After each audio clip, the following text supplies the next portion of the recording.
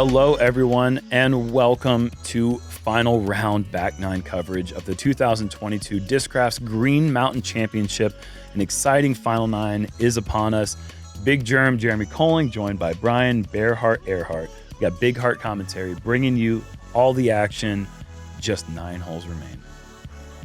And what an interesting front nine.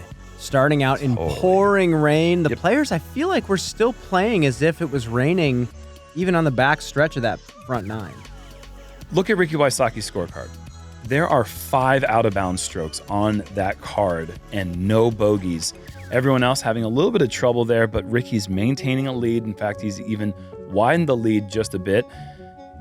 9 holes left. Can Ricky Wysocki be a 5-time champion of this event?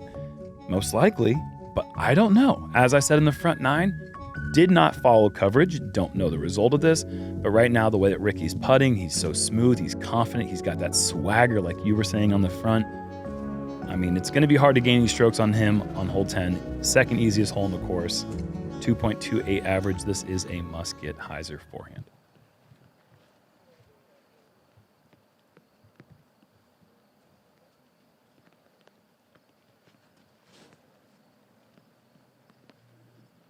Instead of going all hyzer, he goes chop and hyzer and goes long up the hill, puts the brakes on in time. I'm surprised to not see the all hyzer play there. Maybe he doesn't like the OB off to the right. Maybe he's trying to just play it safe. Not bad. This is the stock play if you have the confidence in it. This is another one of those holes. You just have to... This is pretty much just a bridge to the next tee pad. You have to just throw your drive, get your 2. It's a pretty hole, but it's too simple for any sort of dramatic. Well, that was to be fair, that was a bit dramatic. It's a nice ace run. Totally. I mean, it's kind of the shot if you're throwing that hyzer forehand. Look at this shot from Matt. Perfect angle. Another thing I like about this hole, look off to the right at the gallery. They have a really beautiful vantage point for not only this hole, but the next hole and the tee of hole 12. So it's a nice little place where you get the lake right behind you, but you also get to watch some fantastic disc golf. Not bending enough. Still circle one, 28 feet.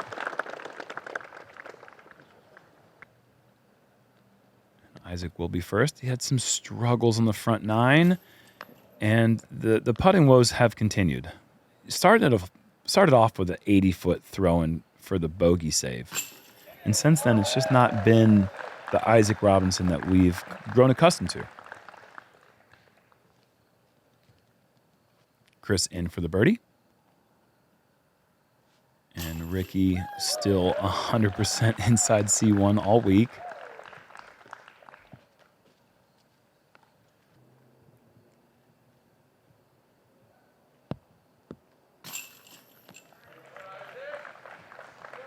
At this point, I think Ricky really just has his eyes on Chris. I don't think anyone else on this card or even on the chase card is making a huge push at him. So we'll see. I mean, we're going to get into hole number 11 here. This is a hole that Ricky's been playing extremely well. Literally where this follow flight has landed is where Ricky is pretty much putting his drives. He's playing the tee shot. Not a normal super execution aggressive of this hole. His last drive on this measured 509. He had a jump putt over the rock wall to the basket. That is not common. The challenge of this hole is being at a bad angle and not having a nice route to this basket, kicking out of bounds right or going long. Most good drives are still left with a very touchy approach. Yeah. But if you do remember from 2021's Chris Dickerson title year, he... wow.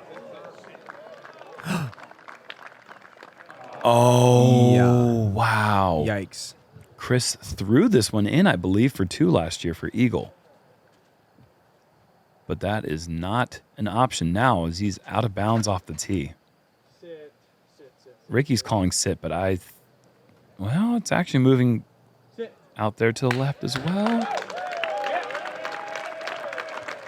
That is A1 position. And the more left you get, the more you challenge the OB, the straighter angle you have.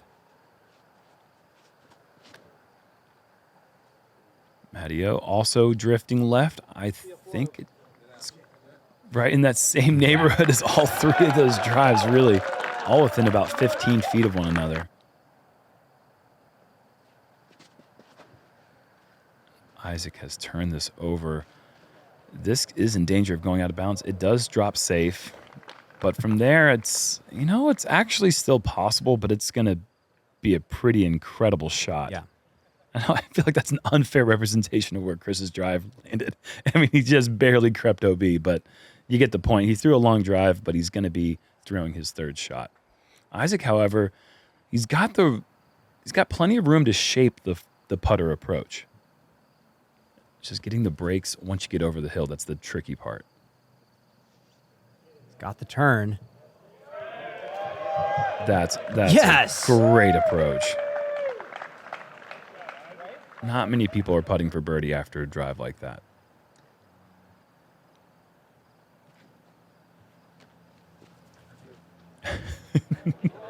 Oh, Matty, I love you so much. Oh, the only person in the world who has a follow through like that. It's so fun. Yeah, another jump putt. What kind of game plan? Who is like, I'm just going to throw my drive really far and I'll just jump putt it. And then I'll control the speed that way. I mean, I'm sure most players are wanting that. He just is reminding everybody on this card, yeah, I'm still the elite distance thrower here. Well, it's fine if that's like his one thing, but he hasn't missed any putts, and he's making all his C2 putts, and then he's also beating everyone off the tee. Nice putt there from Isaac. What I want to say about Ricky, birdie. his post-round interviews have been loaded with confidence. And, you know, some people online are talking about the cockiness or how they don't like that he's saying, when I'm playing good, I'm the best player in the world. Prove him wrong. Those people have not been the best player in the world at something, because to be that good and to continue to be that good, you have to keep telling yourself that. You have to find some sort of motivation. Mm-hmm. And that feeling of dominance is what Ricky is kind of feeding off of right now. And here we go, another hole, number 12, 731, one of the longer holes. Talk about this placement shot. Yeah, you want to get left. You don't want to go in those trees on the left side of the screen now, but you want to get right here in this pocket. The trick is if you go too long, you have a downhill approach on your second shot, which can be a bit tricky with the footing. But if you get in good position, it should be a pretty straightforward 300 to 350 approach. I mean, the basket's elevated. That shouldn't be a problem for these guys the way they're putting. And there is that out of bounds off to the right. Ricky's drive looks like it's once again in A1 position. And that's going to roll down even more. But you can see just a slight downhill approach. That can be a little bit tricky.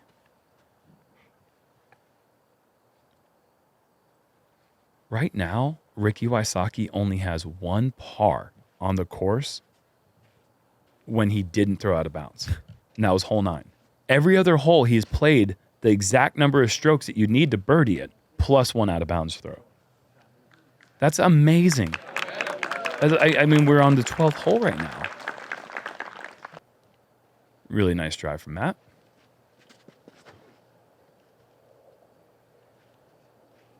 And no problem for Isaac. Might be the longest. No, it's so right close. there. This is great. Almost gave us Orion's belt right there, but no dice. Well, Chris could give us the little dipper if he puts that also close. And that's a different constellation I'm not familiar with. But Chris up first, he's going to have a flatter run up, which could be advantageous. Footing matters so much on this hole because it's a long shot to the tee, and there's so many little downslopes and upslopes. You don't get comfortable footing most of the time if you're in prime position.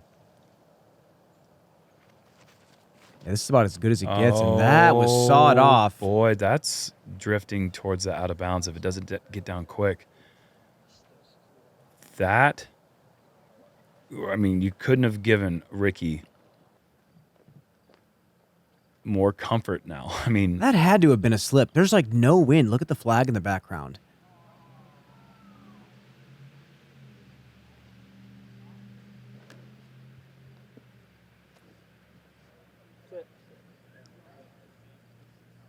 Well, Rick's got to feel very good right now with his chances. Up 4 with Chris out of bounds, his closest competitor. And he's in the perfect position off the tee. I love when Isaac commits to a shot. I mean, that's why he's got the nickname, and that's why he's DHL. Like, he's just delivering the goods, man. He just throws the thing with so much conviction when he really means it. He just really puts it all into it. Big slip from Ricky, but the line looks decent. Yeah, it does. Slip, hyzer forehand, 360 on a dime. Yeah, a bit short, but still, that's should be good enough.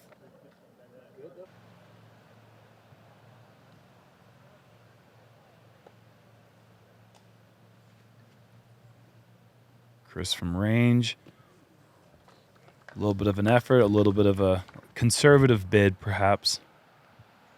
It will be a bogey for him on 12. Matteo knows that's it. There we go. He's been long overdue for one of those. He just follows it in the entire way. It's such a beautiful follow-through. He puts every ounce of that weight shift into that follow-through. It's so nice. I would be so interested to just listen to you do a podcast just on Matteo's game. I feel like you would have so many interesting things to say about it that we don't have time to touch on right now. The best part about that is people could choose to listen to it, right? Isaac with a nice birdie. And Ricky's in once again, 6 under for the round. And I'll say it once again, with 5 OB strokes. I'm really just showing why he has a 1064 average on this course. He just, all the landing zones, it's just the country out here. It just suits him. And what's interesting about 12 and 13, Ricky gets to throw the exact same tee shot on 12, and he gets to, practice that to come into 13 and throw the same flat to hyzer. You use that telephone pole as a reference point. A little bit of depth perception with the blind basket. He's going justice here. And he's up 6 now. He is starting to run away. This one's got some height.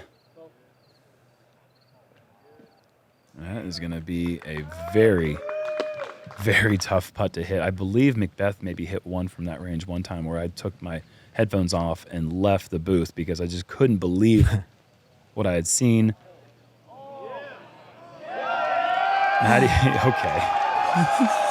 What? The leaner. I don't think he knows how good that is. That is the stuff of fairy tales. That's funny. How gently it nestles on the pole. Do you think he meant to go that wide? No. Okay, good. I wanted to make sure I wasn't. He went around the pole, but look at this. Bink. That's fine. Well done. How many leaners have you had this season? What I've seen Matteo do it right here. And that's once. it. What a shot. Does an ace count? No. It has to lean on the base. I think a leaner is hard to hit than an ace. I can see that. Isaac not following Matt's line well enough. He hit the pole instead of hyzering around it. Chris is going to elect to play the hole the way that most people are trying to, which is down the middle. And he is also going to have a little putt off with Ricky. Advantage Chris, though. Yeah. Much more open from where he's at. Isaac from range. Always giving him nice runs. This time, just a bit left. And Ricky Wysocki's putter has hit the ground, folks. The first time of the round. And Chris finds the bottom of the basket.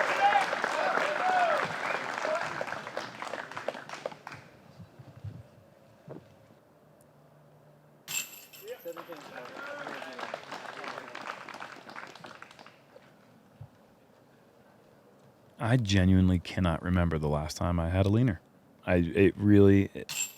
It's happens, sure, but I do not remember when it was. Like, you've had park jobs that are touching the pole. That's one thing. Look at that. That's sweet. That's fun. Well done. Representing Discraft, 5-time world champion Paul Macbeth. Your leader, Aaron Gossage. Can Aaron rewrite a news story? Paul has not missed that. Oh, what a shot. Oh my gosh. Come on. Oh man. It's like you can't write that. We are not done yet. What a story. What an event. 6-time world champion. King's got his crown back. We just got word from the booth that Matty O said that was his second leaner of the tournament. Go to the edge of circle 1 and try to do that. Yeah. You won't do it. You'll waste a lot of time. Hole 14, par 3, and like Brian said, even though this one's going uphill, it's essentially the same amount of power required to throw the shot accurately, just a straight uphill shot. See if Matty O can get his 5th birdie in a row.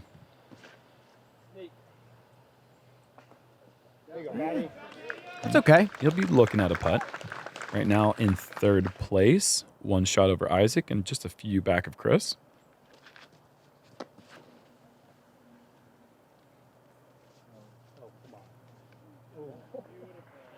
Yeah, that's a good shot. He might have a little bit of an obstructed putt. Yeah, this green produces some really tricky short-range putts. Ricky likes to go wide still, even with the slick ground. This is gonna... Was there an umbrella leaning on that? And that it was fell staked over? in the ground. What was that? Okay, yeah, what? There was a drink inbounds. What just took place? Come on.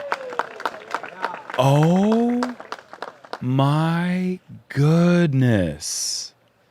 That's an open birdie look now.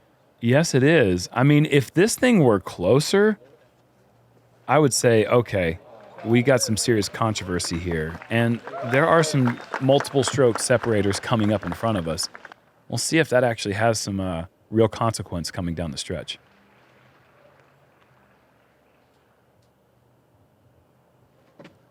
Matty, oh.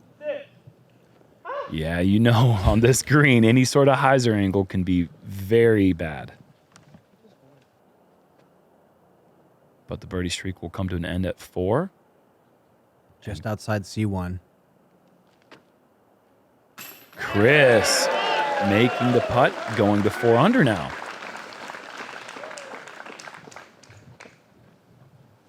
So for the moment, he is just 4 back of Ricky.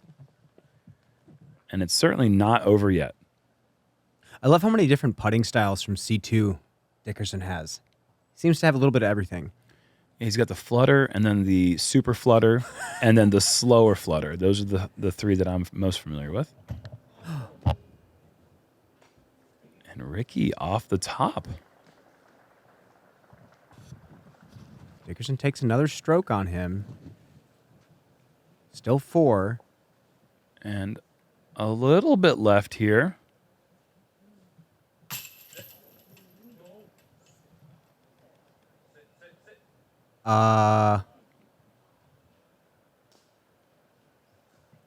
Yeah, the hands over the mouths in the background say it all. The jaws are dropped. And yeah, Ricky's just going to re-putt. I mean, okay.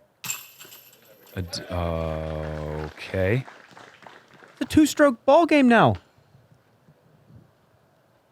Just 2 like holes that. ago.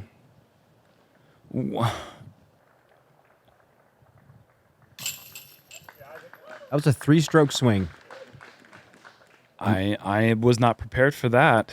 And I don't think anyone was.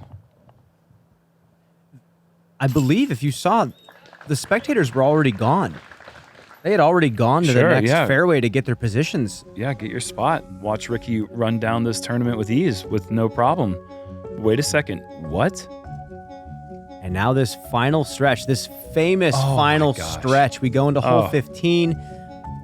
Kick early, jail. We've seen double bogeys on this hole as well. They better get that forehand laid down to this elbow. skip up to C1, C2 at least for Ricky. He needs to just maintain and make Dickerson make a push. I mean, 0 putts missed in the circle before that. Only 1 bogey, and it was hole 2, and he made a 75, 80 footer to save the bogey. He's played so flawless, essentially. I mean, he's made mistakes, but he's accounted for. Yeah. Okay, Chris is just putting the pressure on now. That will be a short putt for 3 in a row, and Ricky better get it together. Especially not capitalizing on that incredible break. I'm wondering if someone even told him what happened. You know, in a way, I think if he had gone out of bounds, it might have even saved him a stroke. Or 2. Potentially, yeah. If he's putting for his par, you know, I mean, what has he done all around? Yeah. He's made every single one. You're right. That umbrella could have been the best thing for Chris Dickerson in a very strange way. 4. Now Ricky knows that Chris is parked, needs to have a short memory, and do what he has done all tournament. And this one's going to be short and inside. And folks, we're going to come down to the last 3 holes, and most likely it's going to be a 1-stroke ball game. So Ricky is Bushnelled at 132 with an Anheuser force. Not really good for trying to make it Wow. distance. And, I mean, that should be, no problem. But, you know, if he doesn't have a short memory, it very well could be a problem.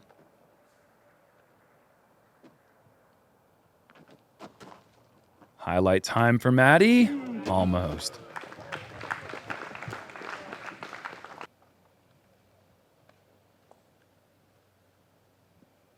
Oh, yeah. It's just bound to happen.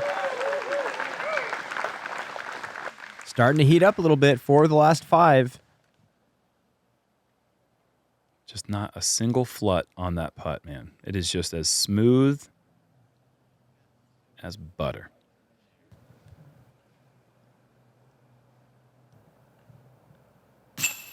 And yeah, hearted with pace.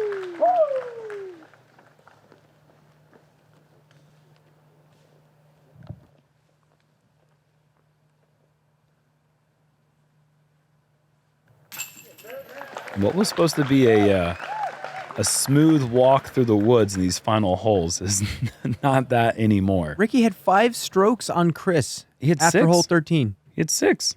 Or after 12, he had 6. Yeah. Yeah, I mean, like, that's over. Game over.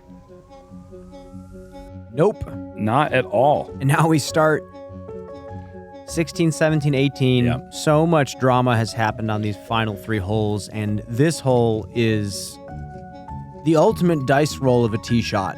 The footing on this fairway is so hard. That's what makes this second shot so challenging. You want to just put something up there as close to that second short tee pad as possible and not roll down to the right side. Anything with counterclockwise spin on the second shot will not get to the pin. So you have to be positioned nicely.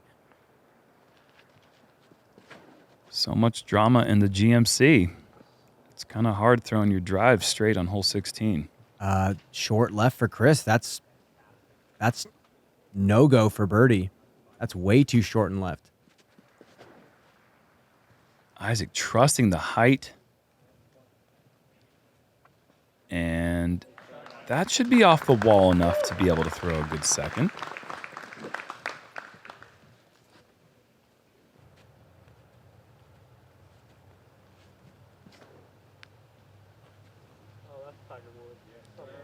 If there were a more Mateo looking hole than this one, I don't know where it is or who could do it better.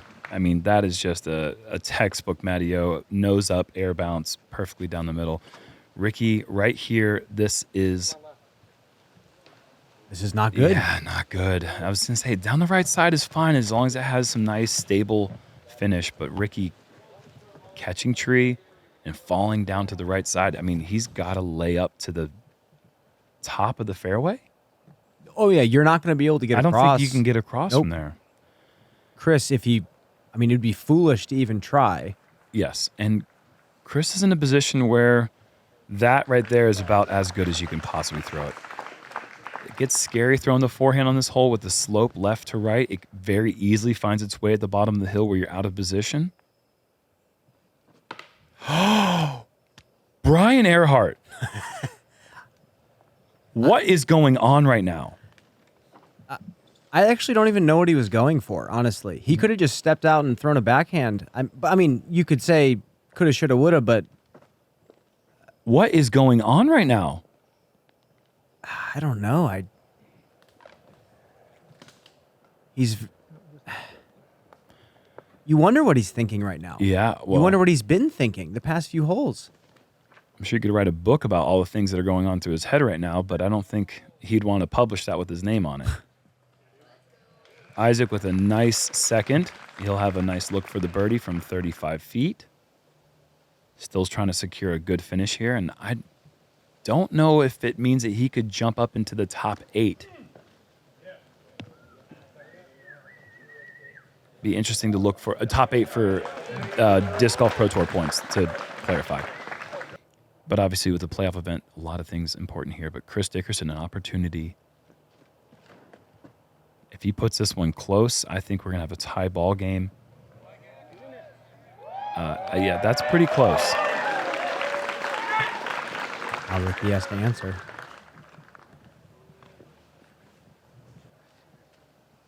What is going through his head in this moment?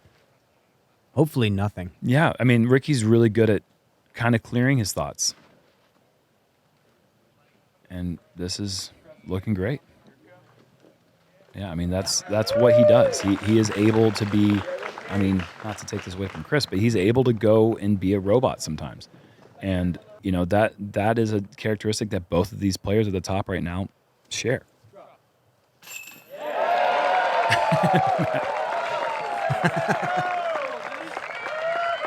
He just emotes so well. Yeah, You he know really does. exactly what he's Yeah. feeling when he's playing this game. Yeah, heating up is right. Look at the struggles he had in the front 9. Right now, he has 3 under par. Good bounce back for Isaac.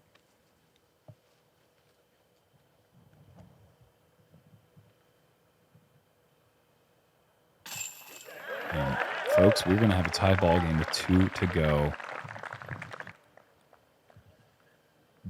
This is not what I was expecting to be calling right now with 2 holes left. This is pretty good stuff. If you like excitement, you like this.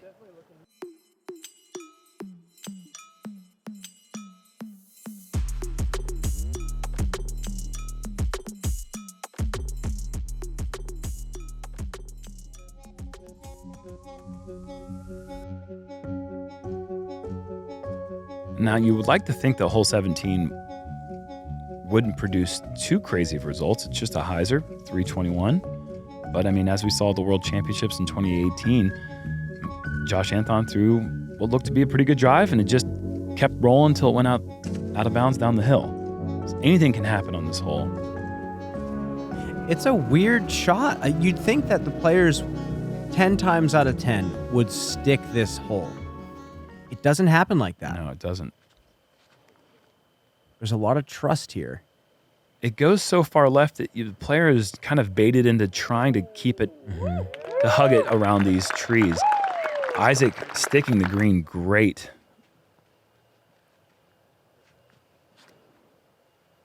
That's you see a lot of people do that where it's really wide and it's just barely coming back in bounds. Oh, look at that big skip and roll. That was a pretty neat little reaction on the ground.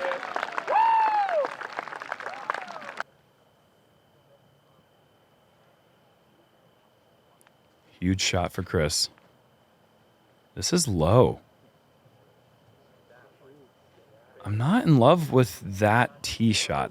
That is a very long putt with a huge opportunity for Ricky to put one close and just put a ton of pressure on Chris.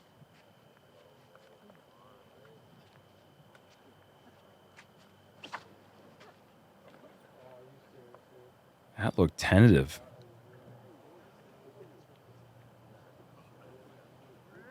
Well, I mean, Ricky is just trying to figure out how to regain the confidence that he's been playing with for the first 66 holes. The release point is just not present right now. And he's, he kind of snapped out of that zone. He's about 67 feet, steps up, automatic layup. Yeah.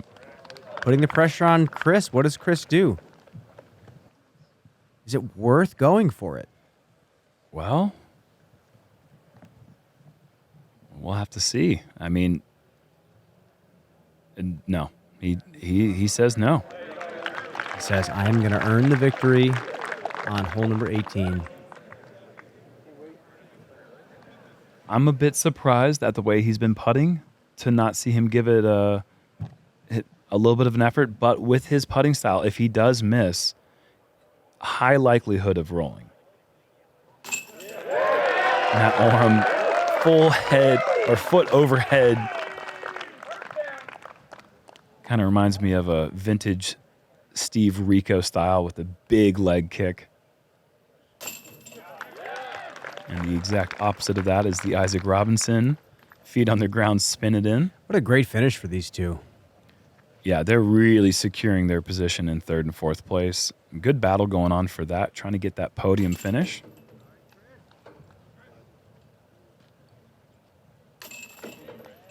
And here we go. Wow, tied up after 71 holes going into the world-famous hole 18. One of the best 18s in this entire sport. A fairway that they just keep on bringing it tighter and tighter. The drama's here, folks. It's, OB the entire way. It's a pretty stock hyzer, but it's a nerve-wracking shot that you have to throw. And especially if there's even a gentle breeze, you start second-guessing yourself, and the players know if they want to throw the hyzer off the tee and they miss, they are essentially re-teeing.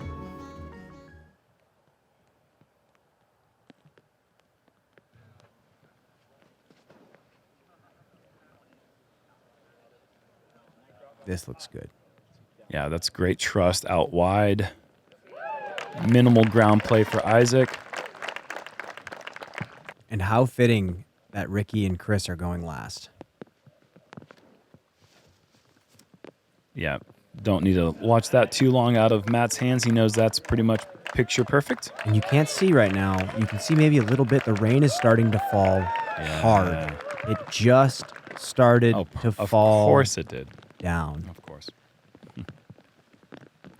What's on the line here for Chris is he would be the first player in the Disc Golf Pro Tour era to win this tournament back-to-back. Flipped it. This has got to carry a ton to get back in bounds. Not even close. Chris. Not even Dickerson close. was. He has done that in the past on this hole. He has taken big numbers on this hole and maybe some bad memories. Ricky needs a way because Chris has got to throw his third shot. He's running down the fairway. Excited about regaining what he has essentially lost, but Chris still gets the play. And he didn't advance very much. Is he re-teeing or is he taking the distance? He is taking the distance, okay. Oh, wow. I don't think this is going to come back in bounds either. Come on. If it does, barely. Oh, wow. Yeah, there's anger there. It's understood. The miss on this hole is out of bounds left. I mean, if you make a mistake on this hole, it cannot be to pull it right.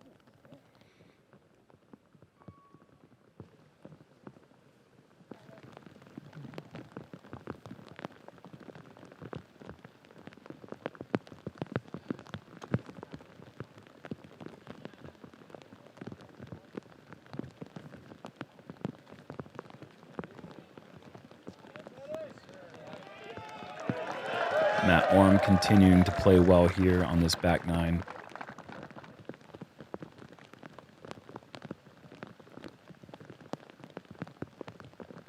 This is drifting. Does it have the brakes? Oh, boy. Oh, man. So close.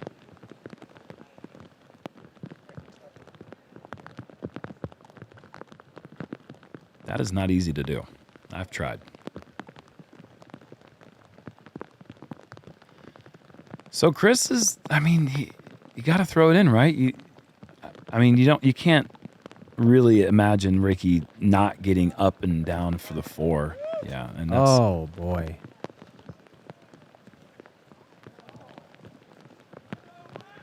I mean, he had to throw it in. Not that was that great of a run for it, but the pressure on him in that moment was he had to pull out a James Conrad from even longer at a worse angle. Now Ricky gets to really claim what he had earned through the first 76 holes. He is so hyped right now. 66 holes. This is so much emotion that he's showing. I truly wonder what he's feeling right now and why he's feeling this intense of an emotion. He has fought really hard all week. That is for sure. Well, I think he probably for a moment thought he'd lost it. I mean, really? Another leaner? To regain what you lost and seemingly felt like what else do I have? My release point is who knows where.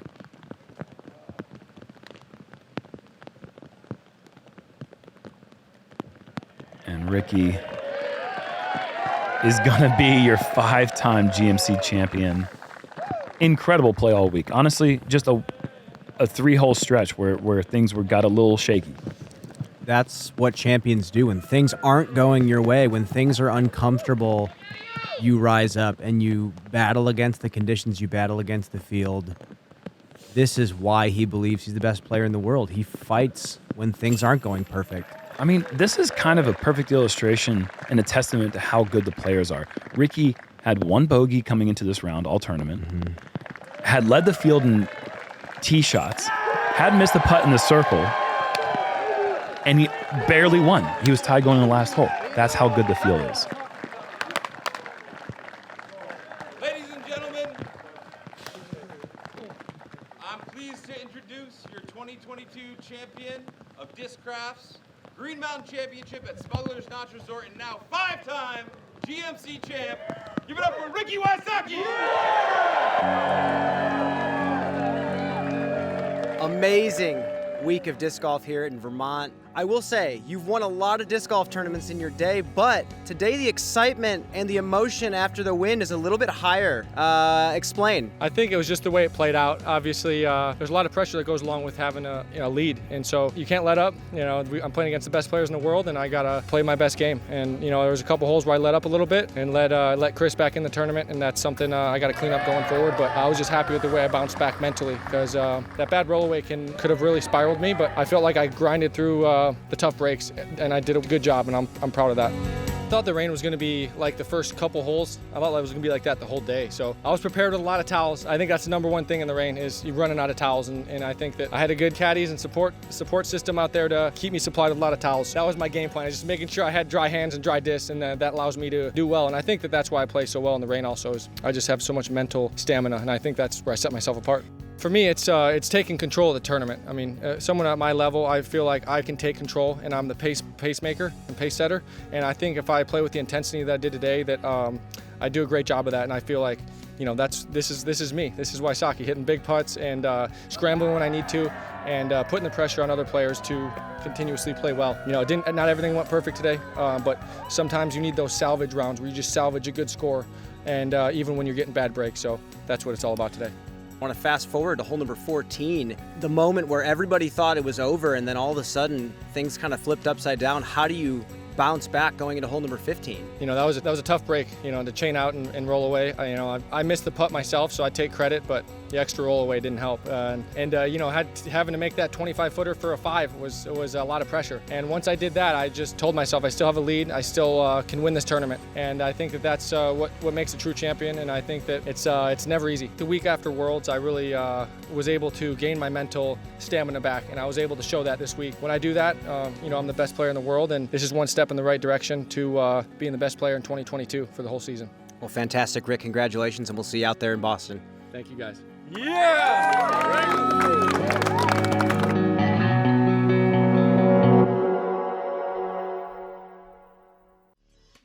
Wow, that was incredible. What a ride that finish gave all of us there. Unfortunate finish there for Chris Dickerson, but still he can hold his head high. I mean, you know, if things had happened differently, he would be pumped about the way he finished. But with that finish with birdies for Matt Orum and a bogey for Isaac Robinson, we actually end up getting a 3-way tie for second place. Macbeth just one shot back of that. And look at Niklas Antala with an 11 under in the rain, jumping up a ton of spots. Incredible round for the Finn. But the congratulations has to go to Ricky Wysocki for stellar play all week. And I'm gotta say, Brian, it has been a joy having you in the booth for the first time working with you. It is everything I always thought it would be. Thank you for joining us this week. Absolutely. It's been a blast. And yeah, I'm glad we got some fantastic action. And again, anytime we get to call the shots on a course like this and a facility like this, it's always an honor. Well, we will be returning here next year for the World Championships. But for now, next week is the MVP Open. We return to Maple Hill, the storied event, playoff event number 2, the last event to qualify for the Disc Golf Pro Tour Championships in Charlotte, North Carolina. We're going to see a lot of exciting action in 1 week. We'll bring you all of that on JomezPro.